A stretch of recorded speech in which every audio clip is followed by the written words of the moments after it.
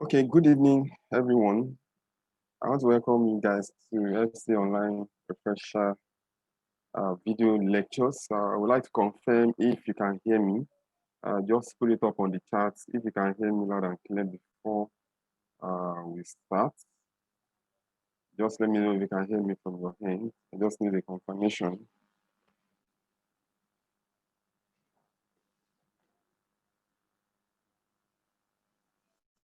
Okay, thank you very much, my host, for that prompt response. And thank you, my student, as well, for also confirming that you can hear me. I want to welcome you guys once again. This is the online refresher course for ICANN December 2020 examinations. Obviously, you have met my other guy yesterday. That's Mr. Kazim. So I'll be handling corporate reporting alongside with him. I will handle the standard part. So as it's taking you group accounting, cash flows, and the likes, I'll be taking you guys through accounting standards. And I want to believe you're going to have a very nice time this evening. So we have a lot of things that we really need to cover. But obviously, we're going to start in a couple of minutes so that we try to allow most of our people to join. Probably some people are also trying to get to their destination before they can actually join. But in the meantime, let me take us through the rules of the game. That's our class rules. I'm pretty sure you are quite familiar with it. But in case you're just joining the class for the first time, so let's just go through it. So we expect that every student should be muted on except the lecturer, so that we can really coordinate our virtual lectures effectively. So just ensure you are muted on audio and video. We don't really need to see you so that we're not really distracted. And you can use the chat button to ask questions. Okay, so on your device, you see a chat button over there. I'm sure quite a number of us might be familiar with Zoom, but in case you're just using Zoom via this platform, then there is a chat button that you can use to ask your questions. Okay, in case you're having technical difficulties, maybe all of a sudden you cannot hear the lecturer again, you can probably decide to chat on the WhatsApp group. My host is going to obviously attend to your issues.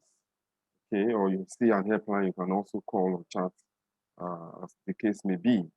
Then we also expect that all students should be cordial and professional when using the chat button. So no matter how angry you are or angered you are, okay, so try as much as possible to be professional, knowing fully well that we are trying everything in our power to make this platform quite seamless for everyone so that you have value for your money, okay? But notwithstanding, if there are network glitches probably from our end or from your end, just take it easy with us, okay? So we always find way around it, okay?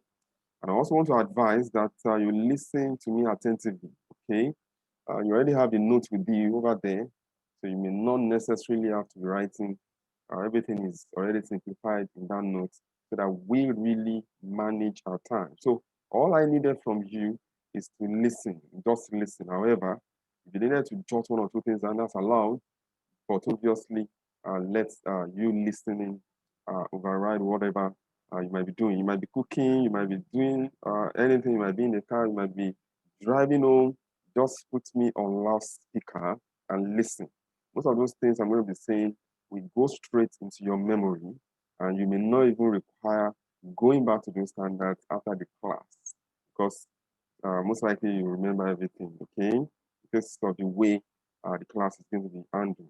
All questions is going to be attended to at the end of the class. Okay, so that we can really manage our time. However, I can decide to stop along the lecture to entertain your questions. Okay, so feel free to put up your questions on the chat button at any point in time. Okay, and if you are shy to do that, you can chat me up privately. I will also address your questions. Then feel free to call or chat the lecturer for questions and clarification outside the normal lecture time. So obviously, if you call me now, I won't answer a question. I won't answer a call. Okay, but outside the normal class, I can answer. Okay, so even outside at this time, maybe you're studying personally, you're having issues, so feel free to call us. We are going to respond. Okay, you're all welcome once again. I think we have in a quite number of people that has joined already, so we needed to start because we have to really cover a lot tonight and beyond now, so you can really be ready for the exams in December. Okay, so the very first standard we are going to be taking a look into is IAS 36, impairment of assets. Okay, impairment of assets. IAS 36, impairment of assets. In the next 50 minutes, it should be done with the standard. Then we move to IFRS 5, and if time permits us, take a look at IAS 10.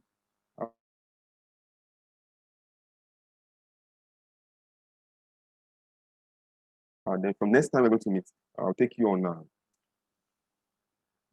Sorry, I'm trying to see to be sure that my network is quite stable. Sorry. Okay, the next time we're going to see, I'll take you on for IFRS 2, IAS 21, IAS 19, employee benefits, then leases. These are very key standards that we must know before we get into that example on December 8th. Okay, so let's start with IAS 36, impairment of assets. For me, this standard is actually the foundation. So if you are able to understand the standard properly, obviously, it will really help us in building other standards on that. Okay, so if you have taken a lecture on IAS 36 before, that's brilliant. So this is a kind of a revision for you, and maybe there are some gray areas that you needed to really fine tune. This lecture will present the opportunity. So let's start IAS 36, impairment of assets. So let me take a look at what is impairment. Okay, now before I start, let me take a pardon. Most of the things I say, when I lecture, I don't really like to look into notes. So most likely, I won't be looking at the screen. You have the note within already.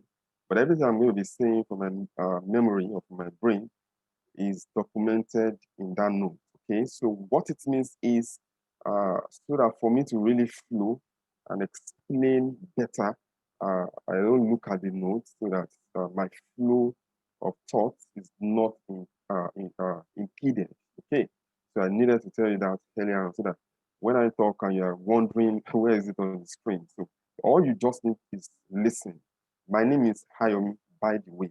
I think I missed that. Okay, so you know now, all right. Okay, now impairment. Impairment is economic reduction in the value of an asset. So when you hear the word impairment, it simply means economic reduction in the value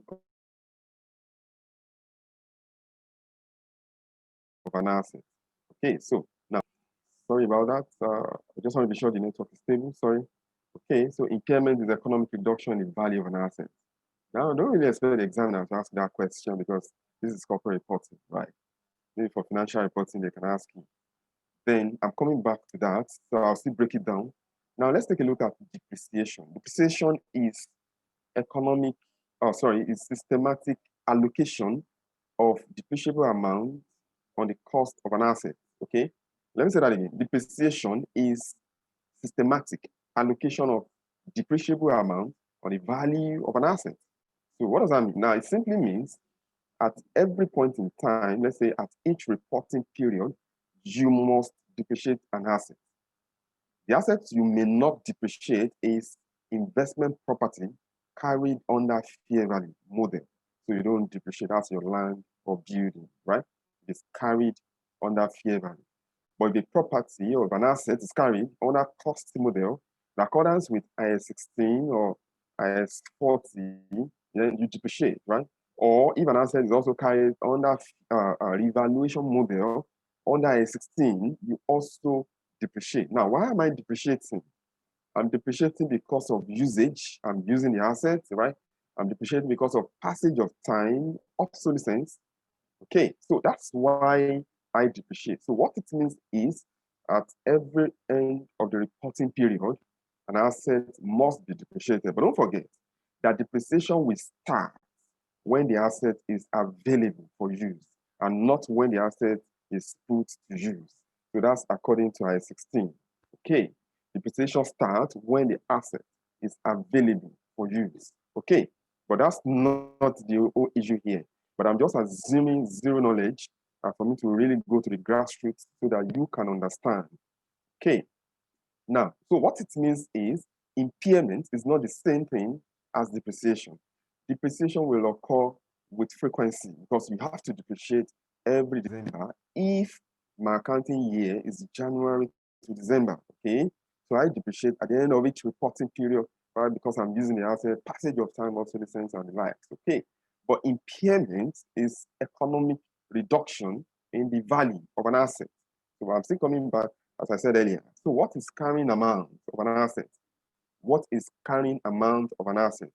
I just listen. So I may be a little bit fast because we have so many things we need to cover, but notwithstanding the key areas you needed to know, if you listen to me, you see that I keep repeating them so that you can really grab it. Okay.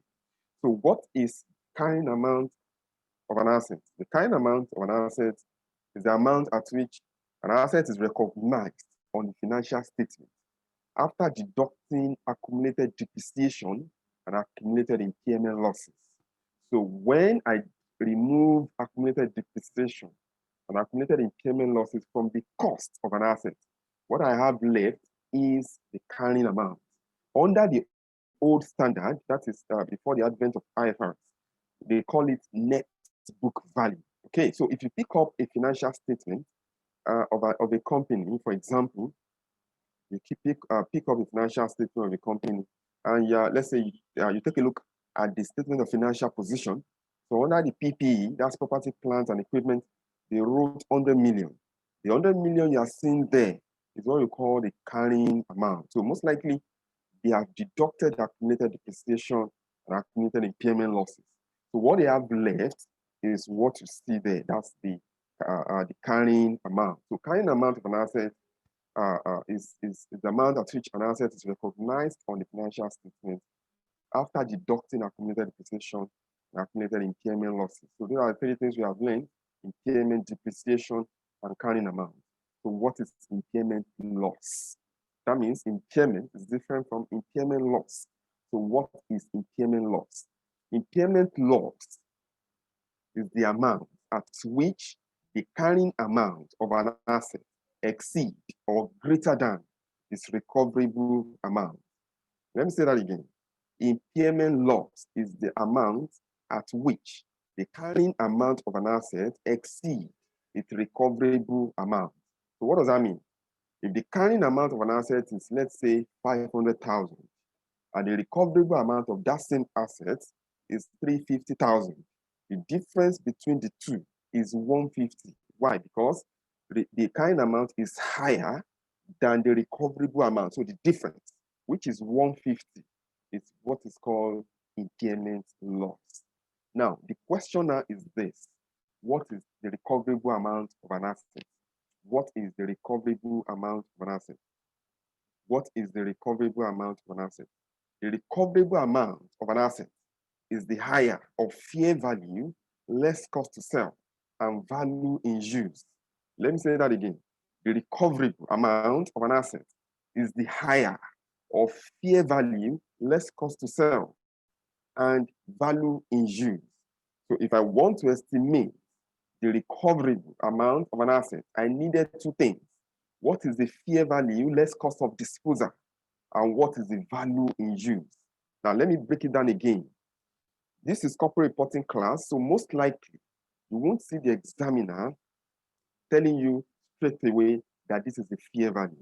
But for the purpose of IAS 36, they will always give you the figure for fair value, but they can frame it in an unusual way.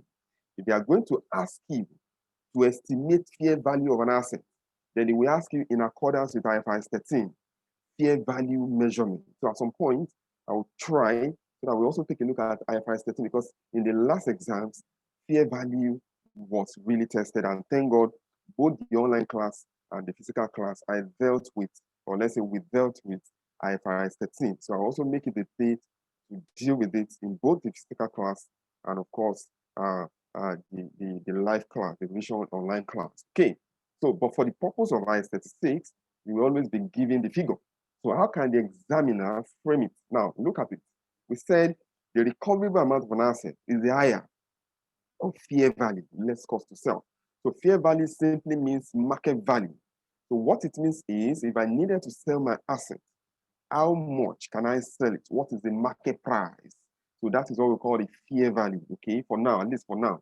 When I teach you IFRS 13, you know more about fair value, okay? Then, if I now needed to sell, do I need to incur some direct cost for me to be able to make that sale? That is what we call cost of disposal or cost to sell, okay? For example, I needed to sell my phone. And before I can sell, I need to fix the screen of that phone. So I will now take the fair value, let's say 50,000, and the cost to sell, let's say 10,000 naira. I will net it off. So what I have left is what we call fair value less cost to sell, or we call it net sales proceeds, okay? Or net selling price. So that's what we have left, okay? And we have that figure. So the examiner can say, for example, in a question, that if the entity intends to sell the asset, it will be sold at 50,000 naira. You don't need the soothsayer. What the examiner has given you is the fair value, okay? Because it's corporate reporting. So don't expect the examiner to always give you cheap like that in a question. Once you understand the principle, you wither the storm of those questions because those principles are at your fingertips. Like I will always say, you cannot solve corporate reporting questions based on your mind or your memory. No, you have to solve it based on the accounting standard. That's why they call it standard. And those standards are very simple anyway. So they are so simple as you can see. Okay, now I will now move to value in use. What does it mean? Value in use. It simply means if I did not intend to sell the asset, I want to continue to use the asset. How much cash flows will the asset generate? That's what we call value in use. So if an entity intends to continue to use that particular asset, how much cash flows will it generate? IS 36 now says that future cash flows should be discounted to present value. So that's what we call value in use. Just look at the exam scenario or a question. The examiner can say if the entity do not intend to sell the asset and they want to continue to use the asset, it will generate cash flows of this amount. So that is it. Then you look for the cost of capital. They are going to give you the cost of capital. It could be at 10% or at 5%. So this is not SFN, where you need to calculate your weighted average cost of capital, whether you are using dividend valuation model, M&M theory, and all of that. But here, they will always give you the cost of capital. So you use it to discount the present value. Now, be with me here. If the examiner says the present value of future cash flows is 100,000, what has it done? He has already calculated it for you. Even if they put cost of capital there, you don't need to discount again because he already said the present value of future cash flows. He has already discounted. So that's why you need to understand those questions. So that's why I said, just listen to me. Every way the examiner can ever test any standard, I will tell you, okay? So that's it. I will now compare those two figures together. That's the fair value less cost to sell and value in use. The higher of the two is the recoverable amount of an asset. I will now compare with the carrying amount of that asset. Once the carrying amount is higher than the recoverable amount, then we say the asset is impaired.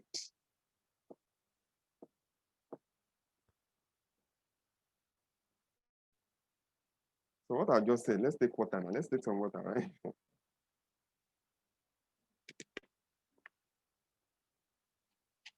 Okay.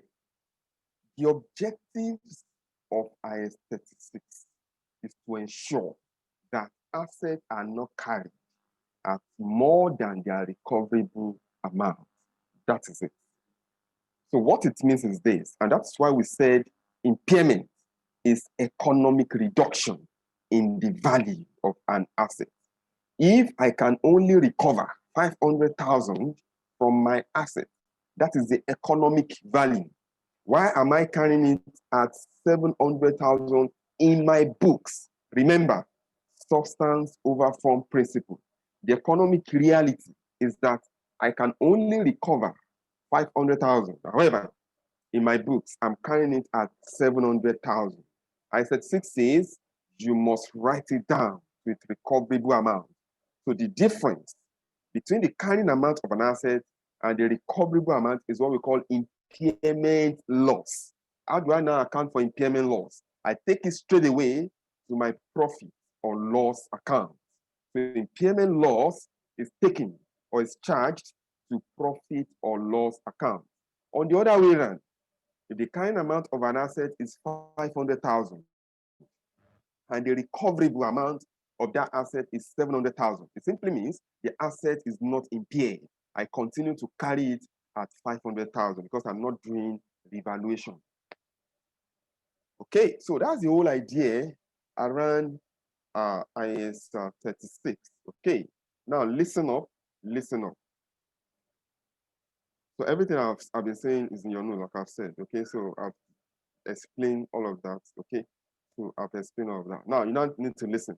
Now imagine GSK or imagine Guinness Nigeria, or or large companies like Dangote Nigeria and all of that. So they have some complex assets.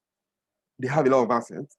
Now it's going to be really cumbersome if they needed to impairment test or carry out impairment test or review on all of their assets at every year end. For example, December 31. It's going to be really cumbersome.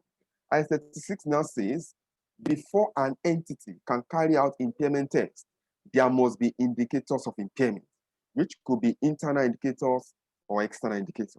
Before entity can carry out impairment test, there must be indicators of impairment, which could be internal indicators or external indicators. What it means is this: if there are no indicators of impairment, I assume that the kind amount of my asset is not materially different from its market value. So I don't need to carry out impairment tests. But whenever there are indicators of impairment, I needed to carry out impairment test or impairment review. So in your exam question, in case the examiner should ask you, what is impairment test? Or explain what is meant by impairment review, what do you tell the examiner? You will tell the examiner by saying impairment test or impairment review is a procedure required by I-36, impairment of asset, to determine whether or not an asset has been impaired. Full stop. An asset is impaired when its carrying amount exceeds its recoverable amount. The recoverable amount of an asset is the higher of fair value, less cost to sell, and value in use. An entity can only carry out impairment tests when there are indicators of impairment, which could be internal indicators or external indicators. Now, for internal indicators, it could be evidence of obsolescence or damage. Maybe during the year, there was a fire that caught one of your assets.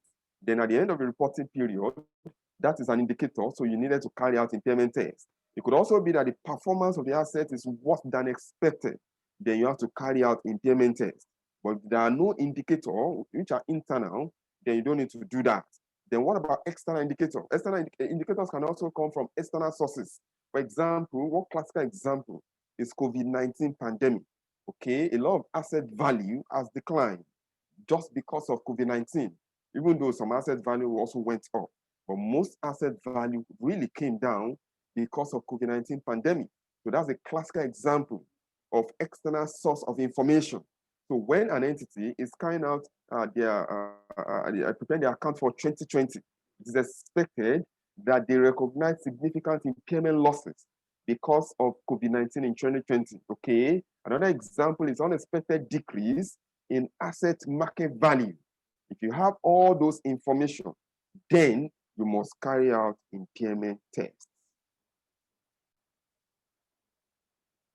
Now be with me. We need to learn one more thing before we solve questions. Now, we said if there are no indicators of impairment, you cannot carry out impairment tests. So take that to the back, right? Now, there are 5 classes of assets that must undergo impairment tests, whether or not there are indicators of impairment. 5 of them, 5 classes of assets must undergo impairment tests, whether or not there are indicators of impairment. Number one, goodwill acquired in business combination. That's number one. Number two, intangible assets with indefinite useful life. Number three, intangible assets during their development stage. Number four, asset classified as held for sale. And number five, asset purchased with a view to resell. Whether or not there are indicators of impairment, they must undergo impairment review. Okay. Sorry, I've told you, I say so many things because I don't look at the screen, right? So, okay, so this is what I was just saying. Okay, so that's impairment review, right? So that's what I just said. So if you have that understanding, then I think we can take a look at the very first question. Now, this first question is just to brush us up so that we see whether we really understand. Okay, now the solution is there, but like I will always say, don't look at this. A lot of people are looking at the solution already. Okay, you are cooking. You want to eat, Abby? Okay, you are eating and you did not call me. Okay, now continue. Now, let's take a look at this question. I will teach you how to approach questions so that you see what kind of standard the examiner is really taking on. Okay, and an item, don't look at the solution like I said, right? An item of plants is included in the financial statement at a kind amount of 350,000. The present value of future cash flows from continuing to operate the plant is 320,000. The plant could be sold for a net proceeds of 275,000. Required is the item of plant impaired, and if so, by how much? Now listen up. Like I said, I just want to use this question to brush us up. Don't expect this kind of requirement in an American exams when it comes to corporate reporting. I said the examiner is just very lenient with you. Okay, most times the examiner will say, what will be the accounting treatment? Okay, and I love those kind of questions so that it will give you the opportunity to really break down accounting standards and for you to know to whether to determine which kind of standard or what type of standard the examiner is really taking. So let me assume that in the requirement, the examiner did not say the item of plant impaired. The examiner is telling me what will be the accounting treatment. So how will I know that this is IS 36? Now listen up. He said an item of plant is included in the financial statement at the kind amount of 350. That statement has not told me that this is IS 36 because IS 16 also has carrying amount. IS 40 also has carrying amount. So this has not told me anything, okay? Then I move on. It said the present value of future cash flows from continuing to operate the plant is 320. What's that? Value in use. At that point, IS 36 is calling me. At that point, IS 36 is flashing me. Now said again, the plant could be sold for a net proceed of 275. So if I put that two together, that becomes my recoverable amount. That's it, the higher of those two. That is it. Okay. Now listen. Anytime you are solving a question on impairment, you needed two things when it relates to a particular asset. Once you have determined that this is impairment question, you don't really need to struggle. Just call it back from your memory that I needed two things. Number one, I need the carrying amount of the asset. And number two, I need a recoverable amount. Then that's it, job done. Then I ask this question, where's my carrying amount? It's either the question says, this is your carrying amount, or it did not give me carrying amount. You want me to calculate it. In that case, the question will give me the cost of the asset. It's going to give me, in some cases, the residual value of that asset. And it doesn't give me, I assume it is zero. And it will give me the number of years. I simply divide the cost by the number of years. I will get my depreciable amount. Then I have to depreciate the asset up to the time we are determining the impairment, okay? So that I can get my carrying amount. Remember, I took my time to explain carrying amount, which when we say carrying amount is amount at which an asset is recognized on the financial statement after deducting accumulated depreciation and accumulated impairment losses. But in this case, the examiner already gave me my carrying amount, so it has made my job easier, which is 350. I've job done. Then I needed one more thing. That is my recoverable amount. And I know that my recoverable amount is the higher of fair value less cost to sell and value in use. So the examiner said, and I asked the question, where is my fair value less cost to sell? He said the plant could be sold for a net proceed. Did you see that? The examiner did not say this is a fair value or this is a cost to sell. He just said it could be sold for a net proceed. He has calculated it for me. So that's 275. I needed one more thing. That's my value in use. Those are the future cash flows that must be discounted to present value. Then I asked the question, where is my information on future cash flow? The question said, the present value of future cash flows from continuing to operate the plant is 320. Can you see? He has already calculated it for me. He said the present value. He has calculated it already. That's it. So I don't need to discount again. Even if the examiner still go ahead and put the discount factor, then which of them is higher? Obviously, 320 is higher. So that's the recoverable amount. I will now compare that 320. You are not deducting. You are comparing with the kind amount. The asset is carried at 350,000. Meanwhile, I can only recover, if I needed to sell the asset, I can only recover 320. Okay, so what that is telling me is this: the asset is impaired, because we said it does not make economic sense to carry an asset at more than its recoverable amount. So I will have to write down this asset to its recoverable amount. So I have a difference of 30,000. And that 30,000, I will take it straight as impairment loss into my profit or loss account. Any question for me? Any question for me before we look at the second question? Any question for me? There's no question, Abby. I should write down. Okay. There's no question for me. Okay. Okay. All right. If there's no question, then I need to move on. Okay. So that by 8-hour mark, 8 p.m., we should be done with IS-36. Then we'll move to the next standard straight away. Okay. Whether I'm taking this in a regular class or is a refresher course, the same. So I have a way of summarizing those standards and you still understand. Okay, it's very simple. All right, so it's the same. Okay, so you will not even know that this is a refresher course. You still think it's a normal class. Okay. All right, so there's no question. Let me check the chat button. Okay, I just want to see whether I can take a couple of minutes. The chat is quite dry. Are you enjoying the class? Can you hear me? Let me hear something from you. Somebody should say something. Before we continue. Maybe I've been talking to myself since, I don't know. Okay, someone should say something. Okay, thank you very much, Shitu Yusuf. Thank you. Thank you. All right, so let's move on. Let's move on. So let's take a look at question two. There is let me see. I think there's something I dropped. Okay, thank you very much. All right. Okay, now let's take a look at question two. We have two things to learn under IS 36. One more thing here, then cash generating units, and that's the end. All right. Now, so I'll use this question to explain the second part that you needed to learn. Then we'll move on. So based on that understanding, you should be able to tackle any questions on impairments. Okay. Now, on 31st December 20X1, an entity noticed that one of its item of plant and machinery is often left idle. On this date, the asset had a kind amount of 500,000 and a fair value of 325,000. The estimated cost required to dispose the asset at 225,000. The asset is not sold. The entity estimates that it will generate cash inflows of 200,000 in each of the next 2 years. The discount rate that reflects the risk specific to this asset is 10% required. Discuss the accounting treatment of the above in the financial statement for the year ended 31st December 2021. Be part of the questions.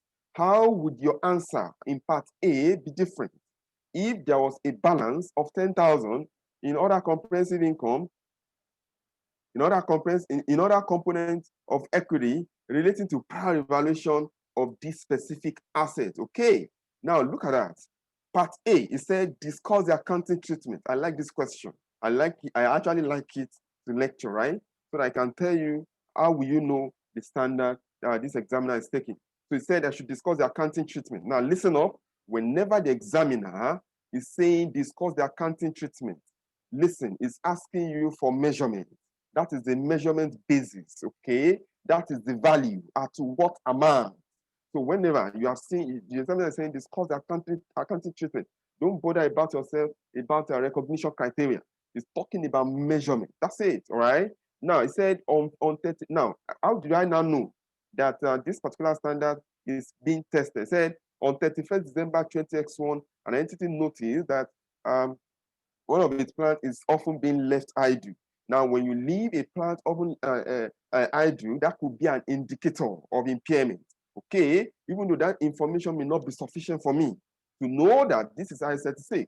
Now said on this day, the asset had a kind amount of 500,000 and a fair value of 325. When he said carrying amount, I'm not too sure whether this is I-36 as well, because I-16, like I said earlier on, can also have carrying amount and a fair value. Oh, okay. You now said the estimated cost of disposal are 25,000. If the asset is not sold, now what is calling me? That's value in use, combination of the two. That's recoverable amount. So that means I-36 is calling me.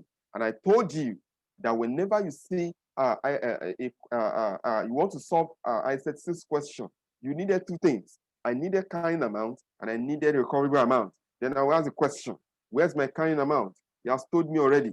He said your carrying amount is 500,000. Can you see? I have told you how to do it if he did not give you, even though we are still going to see some questions where you need to calculate carrying amount. So yeah, one part of the job is done. Half job is done already.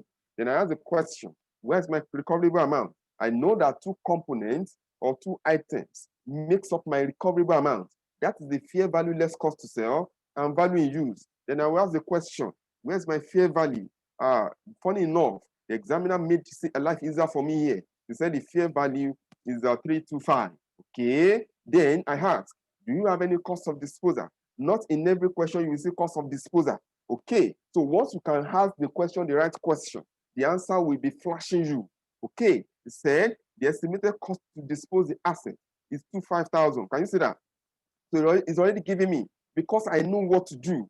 So I'm weathering the storm in the exams. Then I say 325 minus 25 is going to give me 300. So that's my net sales proceed. Then I ask the question again. Do you want me to calculate value in use? Is that the question we say yes, or it says no? But in this question, it said if the asset is not sold. Did you see that? It did not say value in use. It already said if the asset is not sold, that means we will continue to use it. How much cash flows will it generate? Okay. How much cash flow will it generate? Okay. So it said it will generate cash inflows of 200,000 in each of the next 2 years. Did you see that? It will generate cash inflows. That means in year one, it will generate 200,000. In year two, another 200,000. That's it. And I ask, where's the cost of capital that you want me to use? It said, use 10%. That's it. You can say 8%. You can say 12%, depending on the question. Okay. So just the way you do your investment appraisals, you now say year one, year two, you put cash flow, you put 200,000, 200,000. Now listen to me here. Let me just say this. If this asset has a scrap value, you will add it to the end of the year because that money is coming back. Okay. Now, when the asset has a residual value or salvage value, you will put it in year two or year three, as the case may be, because the money is coming back and you discount it with that discount factor. So how do I discount? I would say present value equals future value. Open bracket 1 plus r raised to power minus n. 1 plus r raised to power minus n. That's how you discount. So make sure you press your calculator and get those figures. So when you want to say 10% discount in year one, it will be 1 plus r. Your r is that 10% raised to power minus n. N is the number of years. So in year one, it will be raised to power minus n, 1. In year two, it will be raised to power minus 2. If you have year three, raised to power minus 3, I'm sure most of you can do that. Especially they have done investment appraisals before. Okay. So I will now have a figure for my value in use. I will just multiply and add up. Or I will still show you the solution. I'm just trying to explain. So I will now have a figure. Then I compare with that 300. That's the fair value less cost to sell. The higher of the two is my recoverable amount. I will now take it and compare with the kind amount of that asset. If the kind amount is higher, then the asset is impaired. I have to write it down to its recoverable amount. So let me show you. Let me show you so that you can understand better. Can you see now? So this is the way you discount. So if you do 10%, like I just explained, raised to power minus n, 1 plus r, raised to power minus 1, you get this figure. Okay, you multiply by that 200 in year one. The same thing in year two. Now, what I was saying here is this. If I have a residual value, let's say 50, I will add that 50 to this 200, making 250 before I discount. If you did not add it,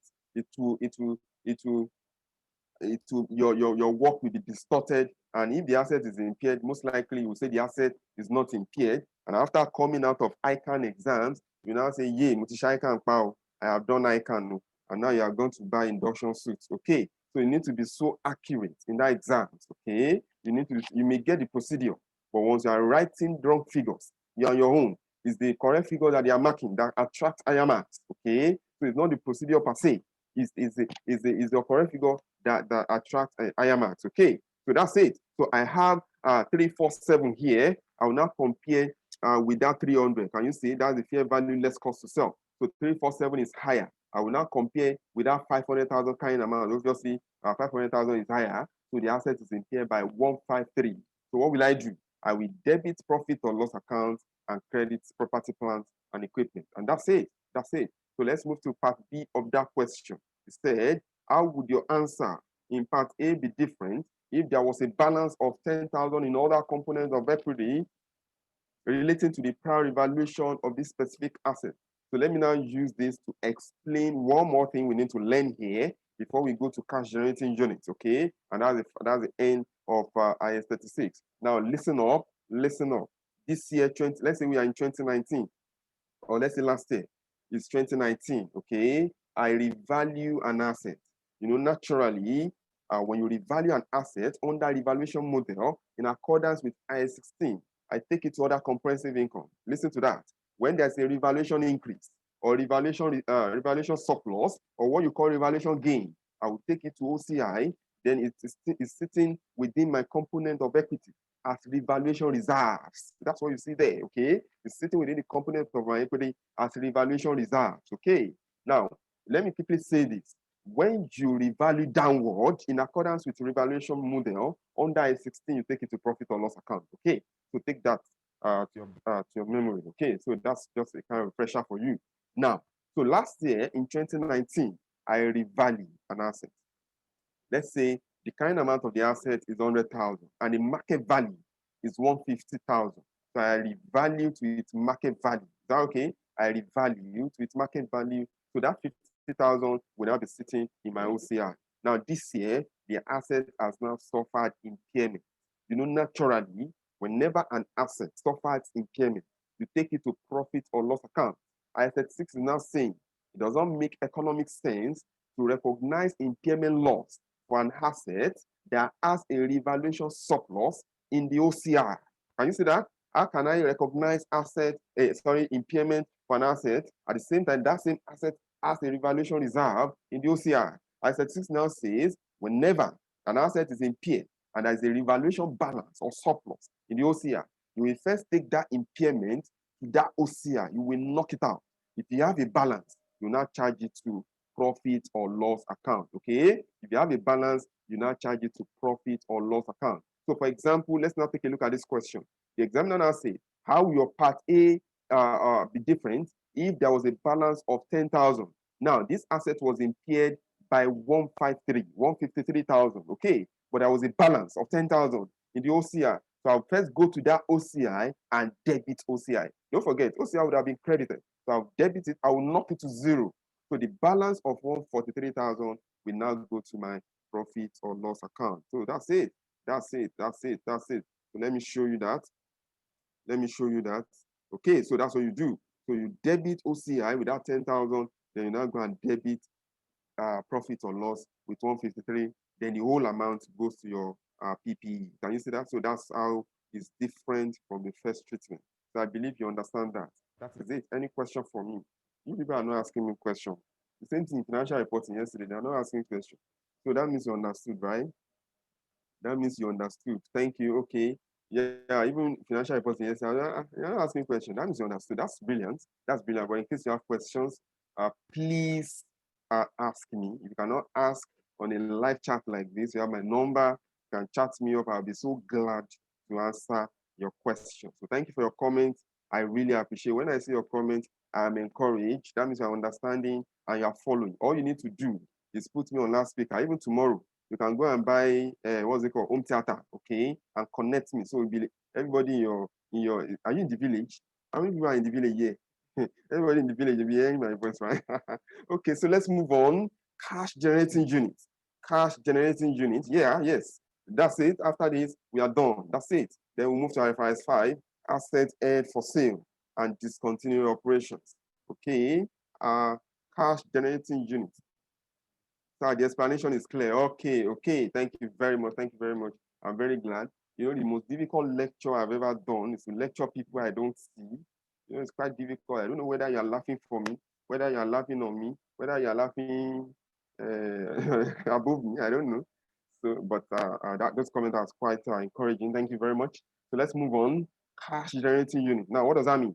Now, when a single asset is impaired, it's very straightforward.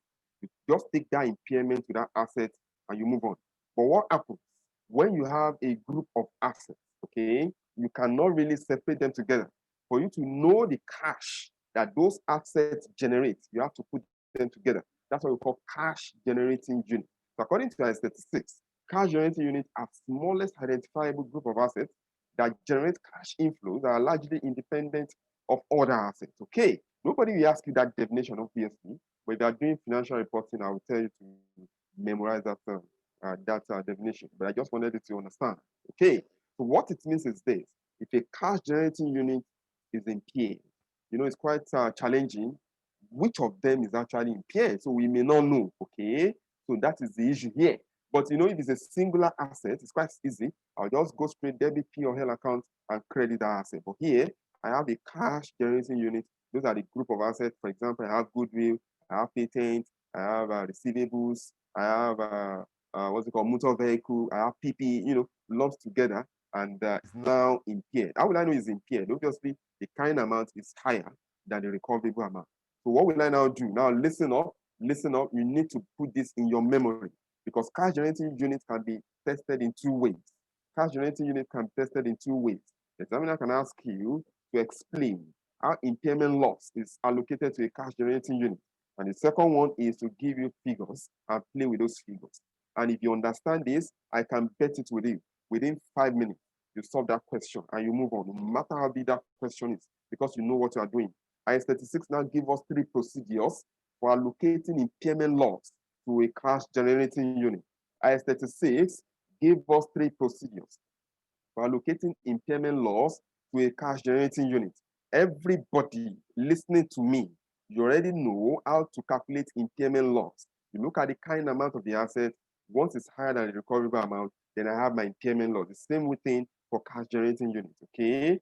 Now, even though whenever the examiner is testing cash generating unit, they can't hide away. You will always know. They will say, how will impairment loss be allocated to a cash generating unit?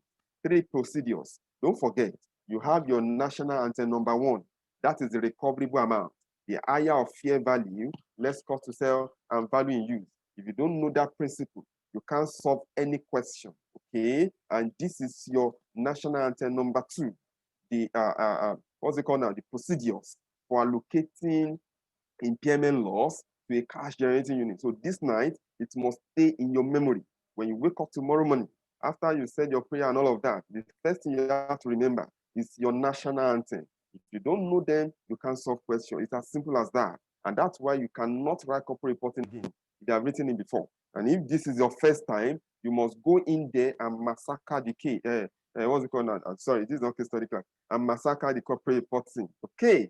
So 3 procedures. Number 1, impair obviously impaired assets. Okay, that's procedure 1. Even though in many textbooks, you will not see that procedure there, so I have to break it down so that it will be easier for my students. You have to impair obviously impaired assets. So if you check most textbooks, where they start from is reduce goodwill to 0, and that's actually procedure 2. But they put goodwill to reduce goodwill to 0 as procedure 1. But when they are solving a question, they actually start from impair obviously impaired assets. So that's why I have to create that, you know, to make life easier for my students. So number 1 is impair obviously impaired assets. Number 2, reduce goodwill to 0 once goodwill forms part of a cash generating unit. And number 3, allocate impairment loss balance to other assets on pro rata basis. Allocate impairment loss balance on other assets to other assets on pro rata basis. Okay. Sorry, it's because I'm talking with a lot of energy. Nobody will know that this is working here.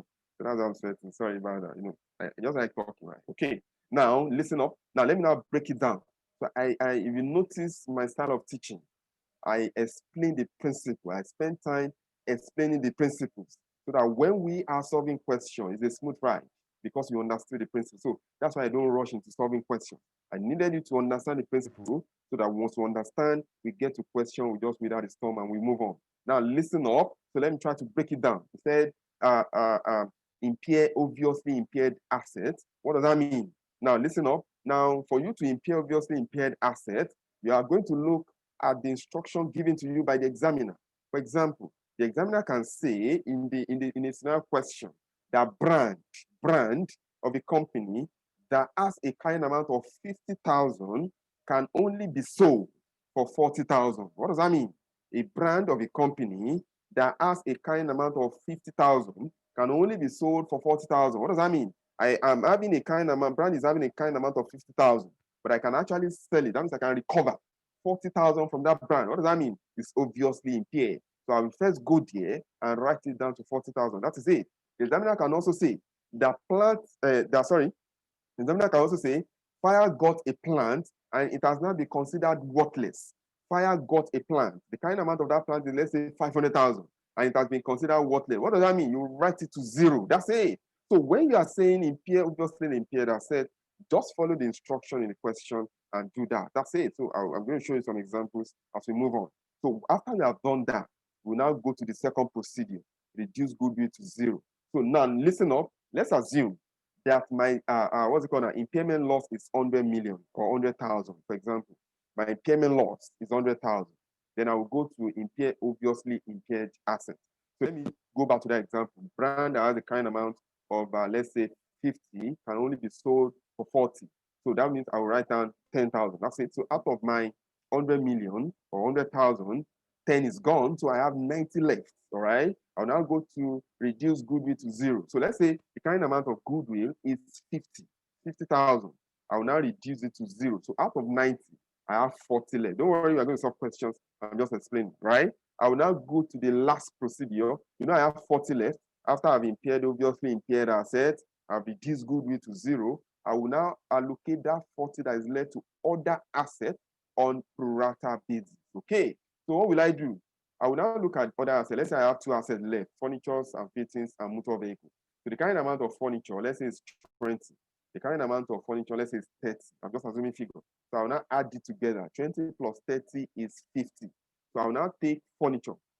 Okay, I'll now say 20 over 50. How do I get the 20? That's the kind amount of that asset over total carrying amount. Can you see that? 20 over 50 multiplied by impairment loss that's remaining, which is 40. Whatever figure I get is the impairment loss that we allocate. Then for the second one, I will now say 30 over 50 multiplied by 40. That's it. So what I have is my impairment loss I allocate. And at the end of my 36. That's it. So if you can do that, you're fine. So let's look at a question to demonstrate what I've just said. Yeah. Okay. Now, Tinud has identified an impairment loss of 41 million for one of its cash generating units. The current amount of the unit's net assets was 150 million, whereas the unit recoverable amount was 109 million. The draft values of net assets of the unit are as follows: goodwill, property, machinery, vehicles, patents, and net monetary assets. The net selling price of the unit asset was insignificant except for property, which had a market value of 35 million. The net monetary assets will be realized in full. How is the impairment loss allocated to the asset within the cash generating unit? Okay, so like I said, you will always know. Okay, in the requirement, you always know what the examiner wants to, well, if the examiner is testing CGU. Okay, now when I have this question before me, you're going to draw up 4 columns. Listen up. Don't look at the solution. Just listen to me first, right? We're going to look at the solution together. Okay, you're going to draw up 4 columns. The first column is the assets. So just repeat all these assets: goodwill, property, machinery, vehicles, patents, net monetary assets. Just put them back on your answer script. The second column is the carrying amount before impairment. So what are my carrying amounts? I have 13 for goodwill. You just be putting it, against each other, just the way it is here: 49, 35, 14, and of course 19. Then you have a balance. That's the total of 150 million. That's it. So those are the first 2 columns you are doing. Then the third column, now I said you are doing 4 columns. The third column is now your impairment loss. Okay. So you draw it up, impairment loss. You can't do anything now. You now go to the last column, carrying amount after impairment loss. Carrying amount after impairment loss. So I will now apply that 3 procedures. So what's my first procedure? Impair obviously impaired asset. But before I do that, I need to determine my impairment loss. How will I know? Let's assume that the examiner did not give me this figure. He did not give me this figure. That 41 million impairment loss did not give me. I just needed to look at my carrying amount. Can you see? My carrying amount is 150. Then I look at my recoverable amount, which is 109. Can you see that? I will net it off. I have 41. That's it. So if the examiner did not give me, because not in all question you see the examiner giving you the impairment loss, but here it was just generous. And if you cannot determine your impairment loss, forget it. You can't solve this question. But my class, you cannot see impairment question and you cannot handle it in that exam. It's not possible. How? Okay, it's not a difficult standard. Okay, now, so since I know that it's 41, then the first procedure is impair obviously impaired asset. I will now go to the question. Is there any asset that has been obviously impaired? Now, it said here that the net selling price of the unit asset was insignificant, except for property which had a market value of 35 million. Okay, it said except for property which had a market value of 35 million. Market value. That's a fair value. If I want to sell my property, I can earn 35 million. Then I will ask the question, what is the kind amount of market value? The kind amount is 20. My class, is property impaired? I need your answers. Grab your keypad and go to the chat button and let me know. Just tell me yes or no. Is property impaired? The property has a market value of 35. But in the books, in my account, it's carried at 20 million. Is it impaired? I just need your answer. I just need yes or no answer. Oh, thank you very much. Okay. Chima, no. Okay, gift, no. Rabiat, you said yes. Why? Why did you say yes? Now look at that. In the market, if I needed to sell, I can take 35. Meanwhile, in my account, it is 20. That means the asset is not impaired. Look at that again. Rabia, please look at that again. Make sure you get it, okay? If I want to sell my phone, I can, somebody is ready to buy it at 35,000, okay, or 35 million. But in my account, in my financial position, I recognized it at 20. That means the recoverable amount is higher than the carrying amount. The asset is not impaired, okay? So, Rabia, make sure you understand that. Let me know. Give me that confidence that you now understand. So, every other person, okay, Chukwu, Mr. King, Fatima, okay, thank you. No, yeah, that's the correct answer. So that means my property is not impaired. I will restate it the way it is. That's it, okay? So what this question is telling us is this. Not every time we see obviously impaired assets. So that's why I like this question, okay? So it's not every time you will see obviously, okay, you were confused at first, so you understand now. All right, thank you. So that's why you need to be calming down, okay? And look at questions properly before you tackle those questions, okay? You need to look at questions properly. Thank you, Rabia. Yeah, you're welcome. Okay, so I'm glad we are all on the same page. So property is not impaired, okay? I will now move to because there's no other instruction. I will now move to the second. That means I still have my 41 million intact. I will now move to the second procedure, which is reduce goodwill to 0. So under my impairment loss, I will just write 13 because the kind amount of goodwill is 13. I will take it to 0. So kind amount after impairment for goodwill will be 0. Kind amount after impairment for property will remain at 20 because the recoverable amount is higher. Okay, so that's it. So when I remove 13 from 41, I think I should have something like 28, if I'm correct. Okay, so there is nothing again. I'll now go to the last procedure. Allocate impairment loss balance, in this case 28, to other assets on pro rata basis. So what do I do? I will now look at the assets that are remaining. I have machinery, I have vehicles, I have patents, I have net monetary assets. Let me take a look. Oh, if you can't hear again, click on join audio. Click on somebody says no, you can't hear my host. Please let me to address that. If you can't hear again, You can't hear again. That means it's either you receive a call or you're having issues with your connection. Okay, so I believe everybody can hear me. Okay.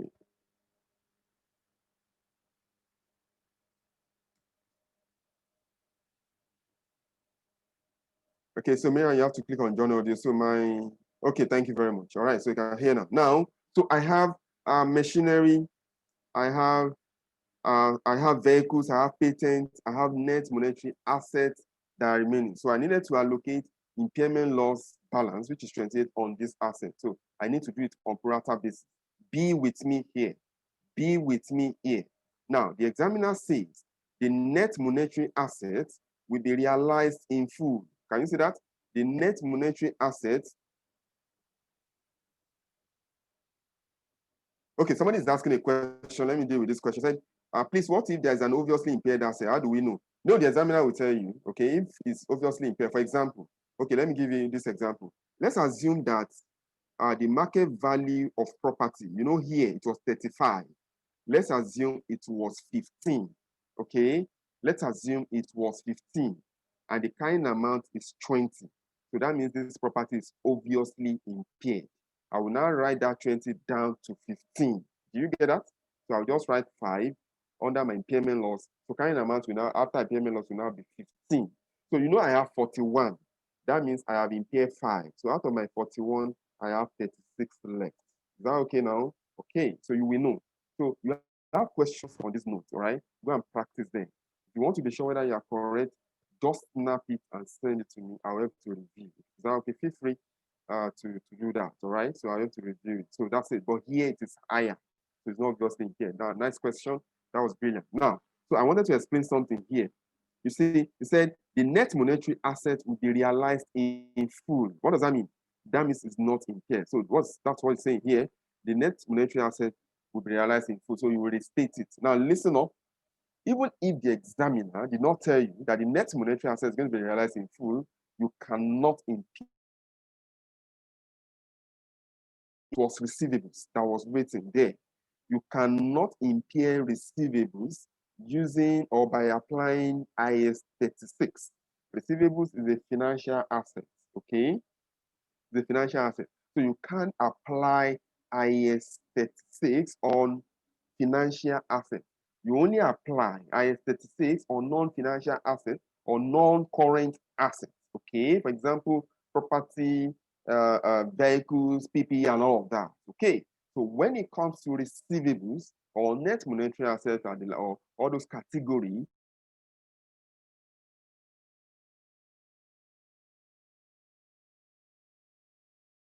you apply IFRS 9. You apply IFRS 9 on current assets. Is that clear now? So even if the examiner is not telling you. So that's why if you are solving questions and you see receivable, you are wondering why, what happened? It's because you don't apply IAS 36 on receivables. Is that okay? So I believe that's clear.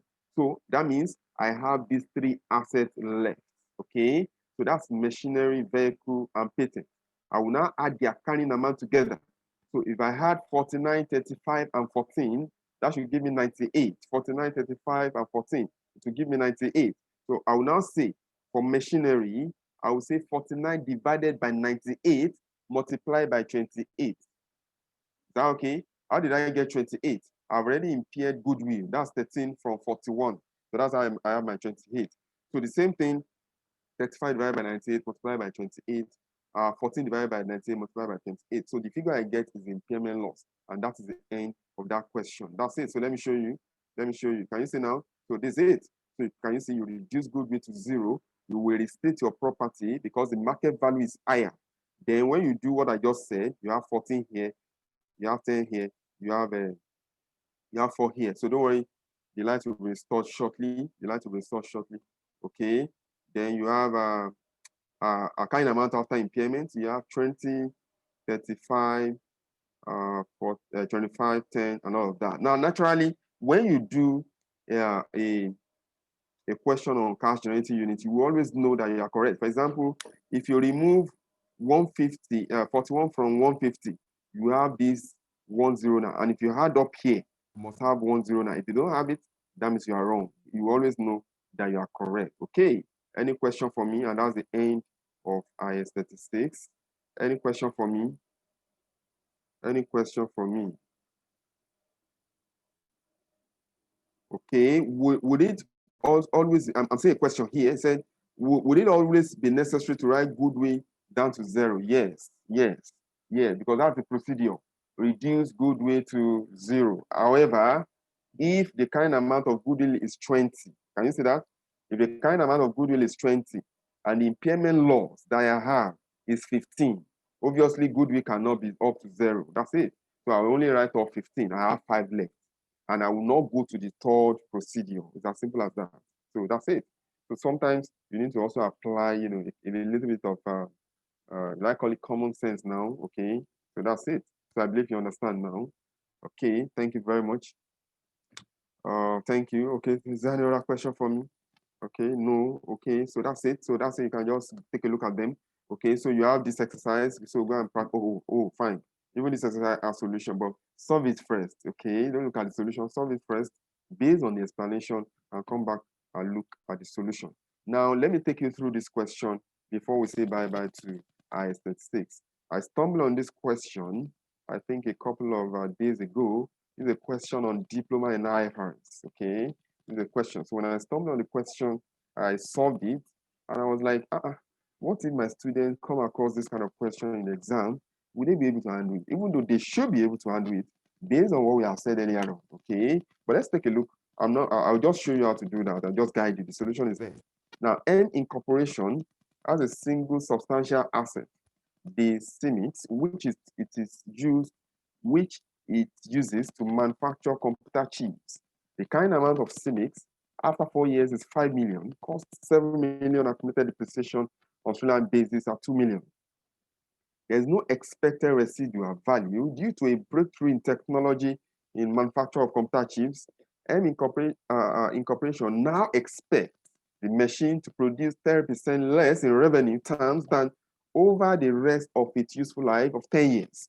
Net future cash flows for the next 5 years, based on management estimates, after taking the 30% cut as follows. So they give me year future cash flows, expected growth rate, and all of that. Okay. So let me read on. Now said, if the machine was not sold, it will realize 3.2 million net of selling costs. The discount rate to be applied to the future cash flows is 10% required. Calculate any impairment loss and state the new kind amount of the CIMIX. Okay. Now, even if the examiner did not tell me I should calculate any impairment loss here, I know what to do. Now, before I go into this question, let me see some charts. Let me see whether there are questions. Okay. How did you arrive at 14 in the question impairment? 14. Where is that 14? Let me quickly deal with that before so that I won't come back there. So where's the 14? Let me try and find out.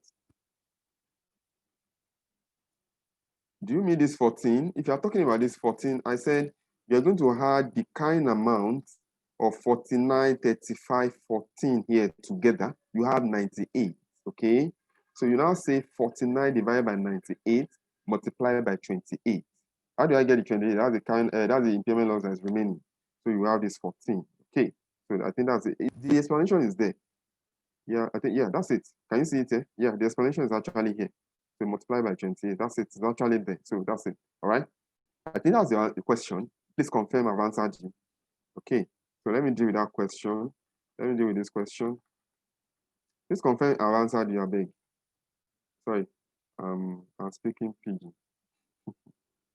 Sorry. Okay, so I'll expect your feedback. All right. Now, so when sorry, just trying to deal with this chart here. All right, thank you. Yeah, thank you for the feedback. Thank you. All right, now listen up. So when you see this question, I've told you, no matter how big a question is, you needed two things. Once you have determined that this impairment, I need my kind amount and I need my recoverable amount. So this question is just big for nothing. Then I ask, where is my kind amount? It's going to tell me. It's going to tell me. It's not giving me a kind amount, it's going to give me the cost and probably residual value, a number of years. That's it. So it said, kind amount of CIMIX after 4 years is 5 million. That's it. I have done half of this job. That's it. That's it. 5 million. Then I needed recoverable amount. Can you see that? You approach those questions with principles.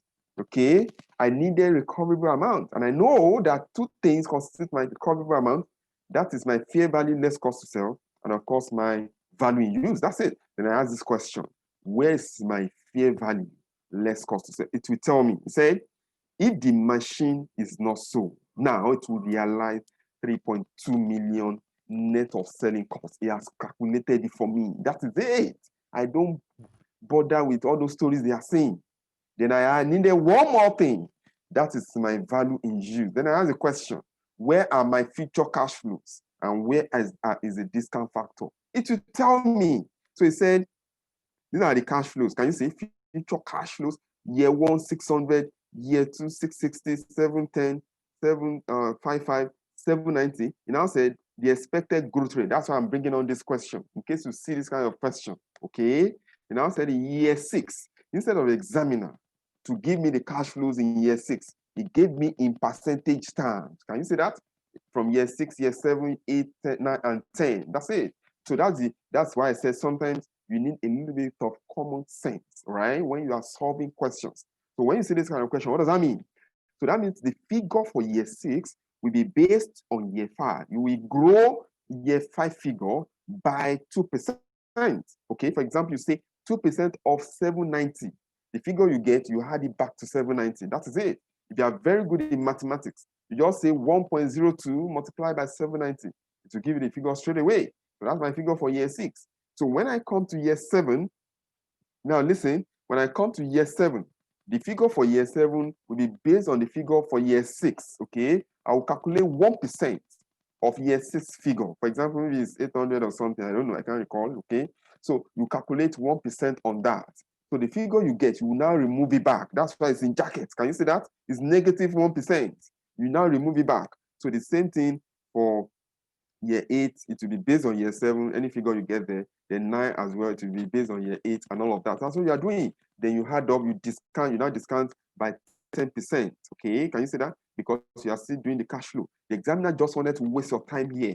That's why it's giving you that growth rate instead of him to just give you the figures, straight up. But if you know what you are doing, you just have to calm down, calm your nerves, and tackle the question. This is a diploma in IFRS question I just stumbled on. I was like, wow, what a question. So I believe one day I can stumble on the question, and maybe this died, I don't know anyway. So that's it, but just to prepare you. Okay, so and once you do that, you now compare with that 3.2 million. That's the fair value. It is high, whichever is higher, you're not going to compare with the 5 million current amount. Once the current amount is higher, then the asset is impaired. So simple, so simple.